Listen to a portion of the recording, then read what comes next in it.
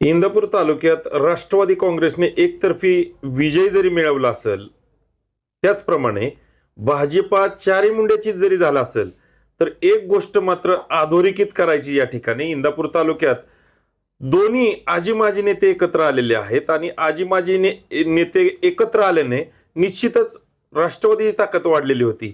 परंतु या सगळ्या निकालाच्या या पार्श्वभूमीवर किंवा हा निकाल सगळा झाल्यानंतर एक तालुक्यातल्या लोकांना एक माहिती असावी आणि कुठंतरी दोन्ही नेते एकत्र आले तरी सुद्धा जनता जनार्दन आहे हे दाखवण्यासाठी आजचा हा खरा एपिसोड आहे.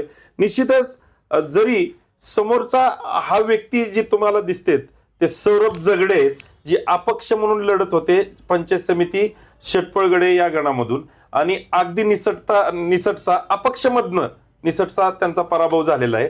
याचाच अर्थ असा आपण लावलाय की दोन्ही आजी माजी नेते एकत्र आले तरी त्यांचा मात्र तो बालेकिल्ला आहे असं काय म्हणाय हरकत नाही.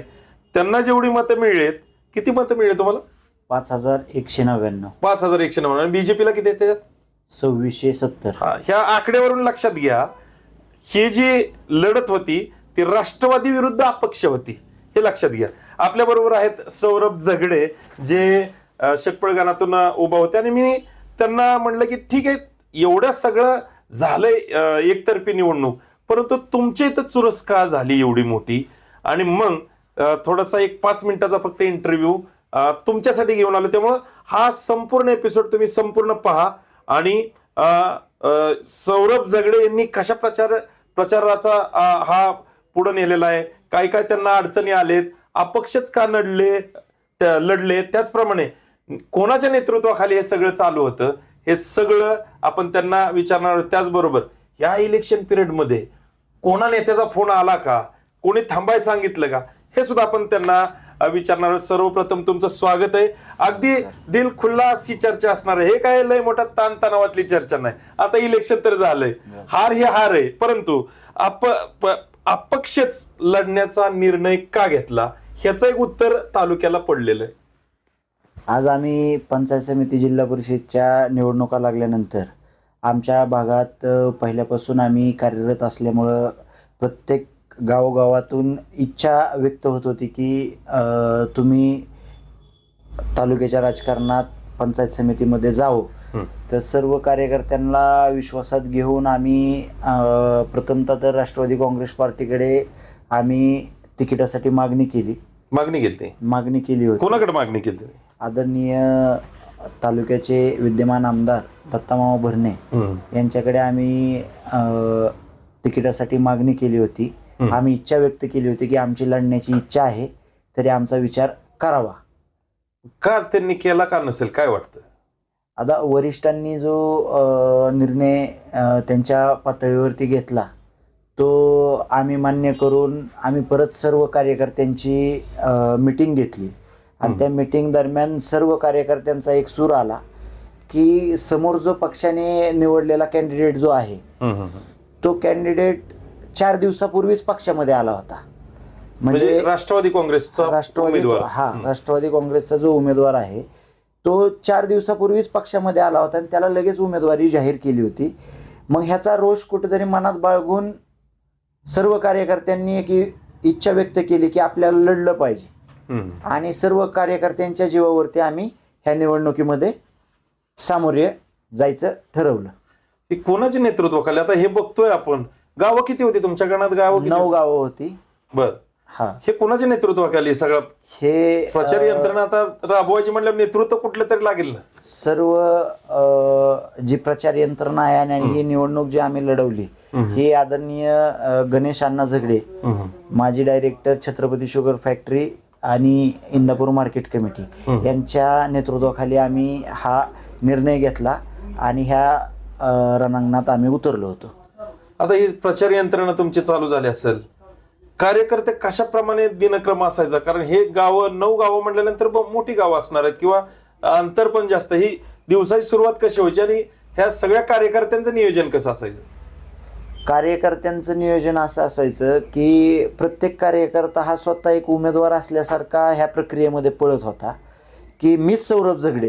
त्या हिशोबाने आज जवळपास गावोगावी म्हणजे 20-25 युवा सहकारी माझे जे प्रत्येक गावामध्ये जाऊन कार्य करत होते आणि प्रचार करत होते.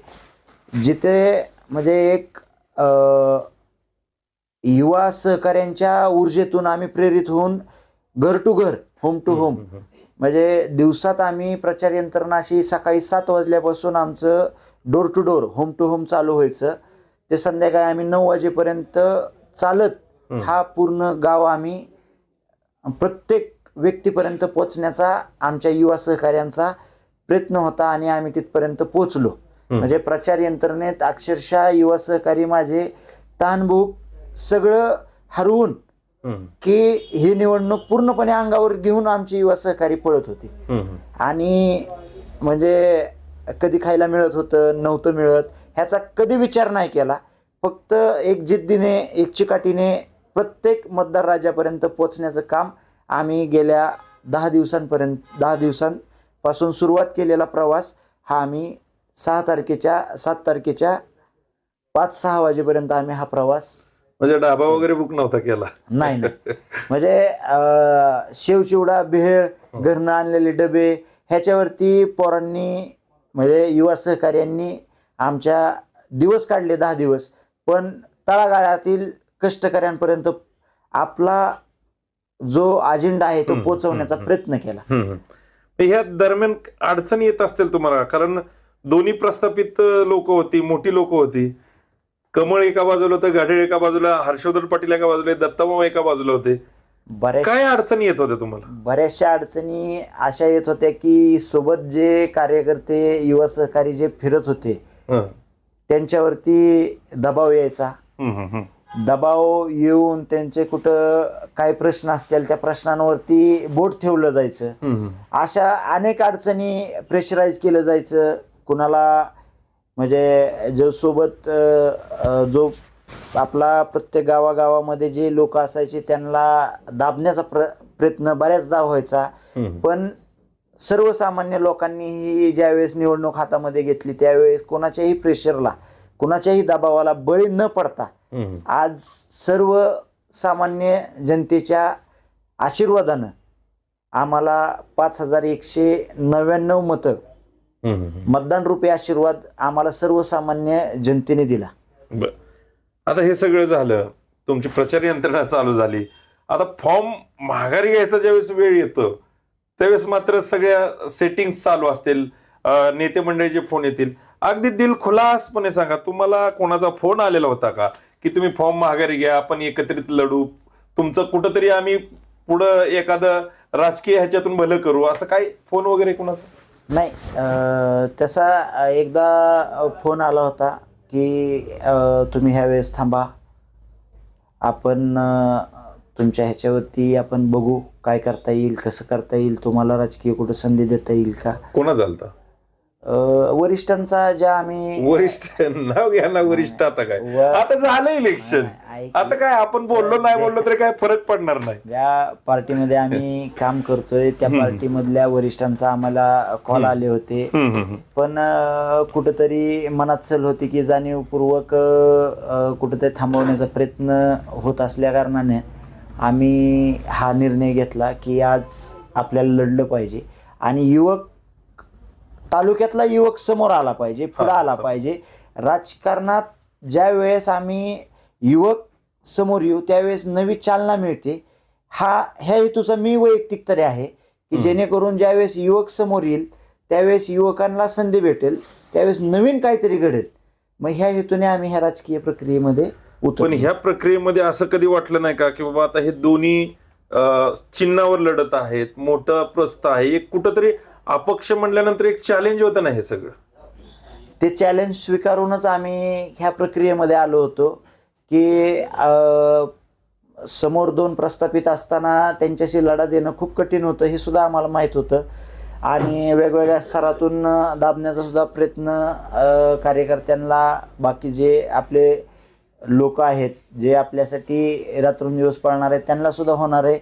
पण ह्या सगळ्या गोष्टींचा विचार करता आम्ही पूर्णपणे लढण्याच्या भूमिकेवरती ठाम होतो आणि आम्ही सक्षमपणे ह्या प्रक्रियेमध्ये लढा दिला आदरणीय अजितदादांचा विचार, एकनिष्ठतेचा विचार घेऊन आम्ही तळागाळातल्या लोकांपर्यंत पोचलो. तळागाळातल्या लोकांनी आम्हाला भरपूर प्रमाणात प्रतिसाद दिला. पण शेवटच्या 2 दिवसांमध्ये काही लोकांची प्रतिष्ठा पणाला लागली होती.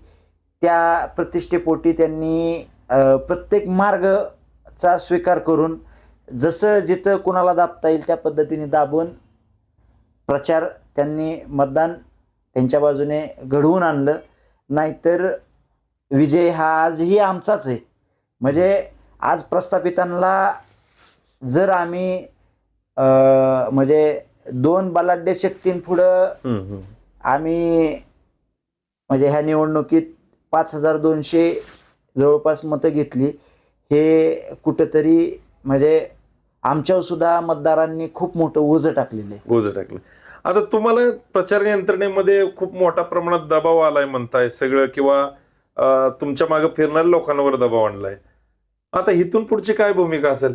कारण तुम्ही तर मला वाटतं पक्ष तर सोडलेला नाही, अजून तर पक्ष सोडलेला नाही आणि अजून असा काही विचारही नाही. इथून पुढचं कसं असेल? इथून पुढचं सर्व आम्ही कार्यकर्ते येत्या काळामध्ये एकत्र येणार आहे.